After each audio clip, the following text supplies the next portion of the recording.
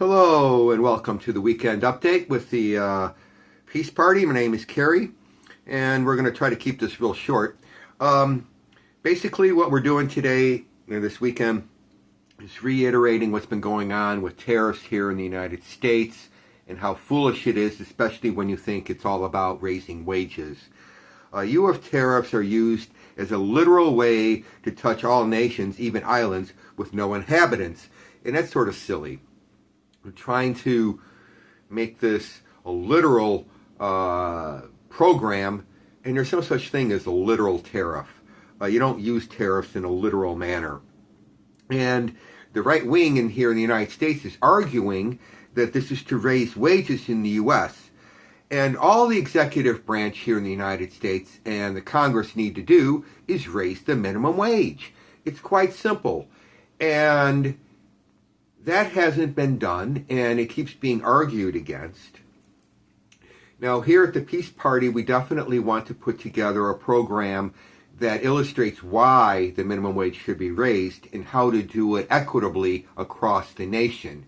However, we do not intend to use ChatGPT or AI or anything else to make this happen. We intend to do the math, and it's why we haven't put forth the full proposal yet, because the full proposal requires research, not using the internet, not using some fancy program to come up with the answer, but to do it the old-fashioned way, the hard way, through research and math. We do believe that the minimum wage should be raised and done so in a way that does not hurt any community in the United States of America. One of the tenets of the Peace Party is first do no harm. And so when you raise the minimum wage, you have to be careful not to do any harm to any local business, any community enterprise that is necessary to a particular town, particular small city, particular county in the United States of America. That is imperative. The other thing that we look at with the issue of the minimum wage was where they missed the boat when it came to the North American Free Trade Agreement, the original one. There should have been a much stronger push to achieve the same goals that the European Union achieved. The United States, being the stubborn one in all this, is why this did not happen.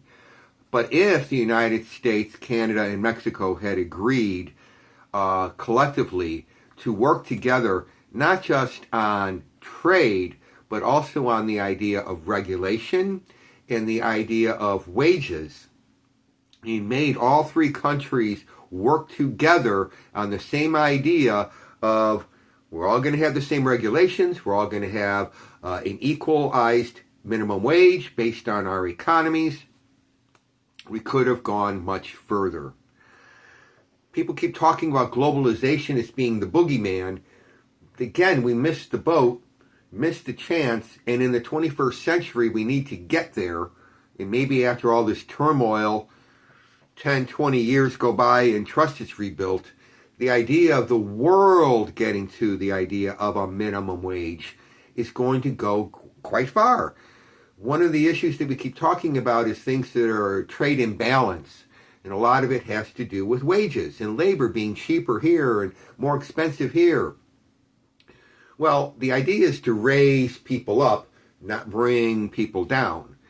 And if you were to have an economic policy that brought everybody up to an equal level, then this idea of a trade war would not be as big of an issue, because you're not talking about wages anymore. You're not talking about the most important part of trade. And the United States clearly right now, with its tariff policy, is truly going down the wrong path. And we here at the Peace Party know that in order to succeed, and especially to build peace, you have to understand that we are all people, we are all deserving of a fair wage, and we need to work in that direction. Now, the other thing is that here in the United States, There is a debate, excuse me, I'm still under the weather. Taxes.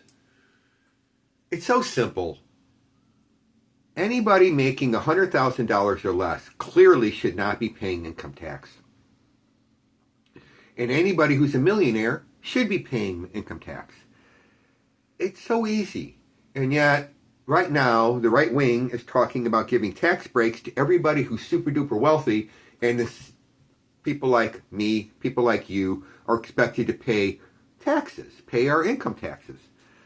Somehow that just doesn't make a darn bit of sense. And it's certainly not going to inspire the economy to rise, and it's not going to encourage growth. So, where are we? Well, like I said, we would be much better off if we brought the three economies of North America together. We'd be much better off if we started following a little bit more of the European Union model, and then work toward a global minimum wage. The right wants fair trade.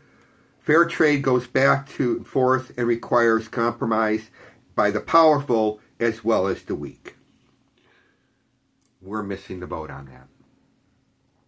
So we encourage everyone to think about the minimum wage as something that needs to be taken seriously and put forth.